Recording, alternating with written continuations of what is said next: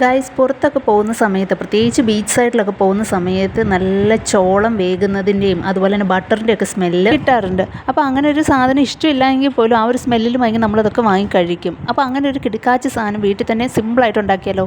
Guys fresh ആയിട്ടുള്ള ചോളമാണ്. നമുക്കിത് വെച്ചിട്ട് ഒരു classic salt butter sweet corn prepare ചെയ്താലോ.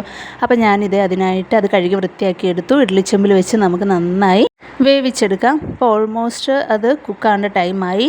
നല്ല ആവി വരുന്നുണ്ട്, നല്ല പേൾസ് പോലെ അത് ഇതായി വന്നിട്ടുണ്ട്. അപ്പോൾ നമുക്കിതൊന്ന് ചൂട് പോകാനായിട്ട് വയ്ക്കാം.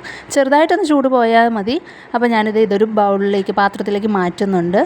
അപ്പോൾ ഓൾമോസ്റ്റ് അതിൻ്റെ ചൂടൊന്ന് കുറഞ്ഞിട്ടുണ്ട്. അങ്ങനെ അടർത്തി നോക്കുമ്പോൾ അത് വിട്ട് വന്നാൽ അത് പെർഫെക്റ്റ് ആയെന്നാണ് അർത്ഥം. അപ്പോൾ ആയിട്ടുണ്ട്. നമുക്കിത് മുഴുവനായിട്ട് അടർത്തിയെടുക്കാം. ഞാനിതൊരു ബൗളിലേക്ക് അടർത്തി അതിലേക്ക് സോൾട്ട്, പെപ്പർ പൗഡർ, ബട്ടറും കൂടി ഇട്ടിട്ടുണ്ട്. ചൂടോടെ ആകുമ്പോൾ ബട്ടർ മെൽറ്റ് ആയിക്കോളും. ഇത്രയേ ഉള്ളൂ. സിമ്പിളാണ് നമ്മുടെ classic salt butter sweet corn. Video ആദ്യമായിട്ട് കാണുന്നവരാണെങ്കിൽ ചാനലൊന്ന് സബ്സ്ക്രൈബ് ചെയ്യണം. അപ്പോൾ അടുത്തൊരു വീഡിയോ ആയിട്ട് വീണ്ടും കാണാം. ബൈ.